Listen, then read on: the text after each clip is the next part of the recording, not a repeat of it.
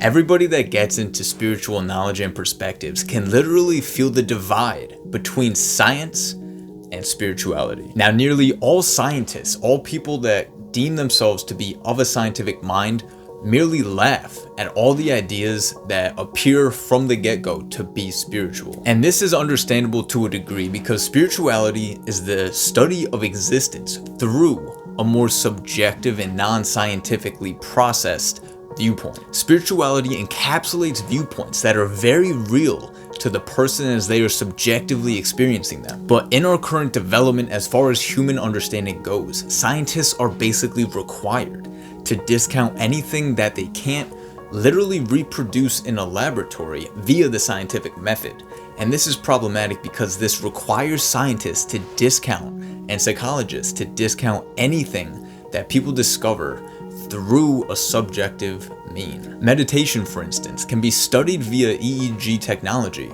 but because it's a subjective means of understanding and of accumulating knowledge, it has to be discounted. All of the subjective part of the meditational understanding and awareness has to be discounted according to modern day science. This creates a struggle between individuals that are trying to understand the universe and existence in its sum total, the individuals that are willing to look at it through a non-scientific, more subjective perspective, running into an issue with people who are extremely scientifically minded. This creates a serious divide in the human community. And now, from my perspective, after studying and studying over years of accumulated information, spent every day, hours at this, trying to understand what exactly the nature of the structure of existence really is, I find it to be a serious issue that a lot of individuals, usually of the scientific mind, are so willing to discount so much valid information only because modern day science can't account for the phenomenon. For the most full search of the truth of existence and to truly dive into the depths of what the nature of existence really is,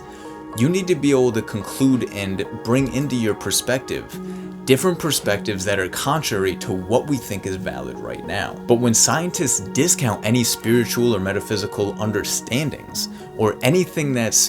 data that's collected via another process other than the scientific process, then they are scapegoating and stopping themselves and limiting themselves from actually using data that they could use to put into their collective understanding of existence. Now, as somebody who spent 4 years studying psychology, undergrad, and is now attending a master's program for clinical mental health counseling at a state university, I can attest to how even the brightest minds in science, the people that write the highest scientific literature, have a very narrow view that they have to try and plug all of this information in. And if something doesn't align with their narrow view, they immediately exclude it from a possibility of being real, from a possibility of being accounted for in science. Everything in this scientific point of view that everybody's taught in all these modern day universities is that people are only, and the human being is only, a neurophysiological organism, that we are just chemical and electrical interactions. And the problem that I have with scientists disregarding all of the information regarding spiritual and metaphysical ideas is that that information, a lot of it, has been collected through thousands of years of human subjective experience of understanding us at our deeper and innermost levels. And to completely disregard all of those understandings is to disregard key aspects of the human psyche and the human being, that just because our modern day scientific technology hasn't been able to progress to the point in which we can quantify and render into statistical analysis different aspects of human consciousness, this doesn't mean that you should immediately just disregard different aspects of the human experience altogether. So this is why we need both the scientific and the metaphysical or spiritual understandings combined within us, within our society, by the most educated people in society, to be able to reach what the pinnacle of understanding of how the self relates to the outside existence is, for us to have the most complete and most knowledgeable, most real understanding to what the truth of existence really is. I'm Cody, founder of Yourself Unlimited, where I help people transcend their limited personalities to be able to enjoy life much more by not being stuck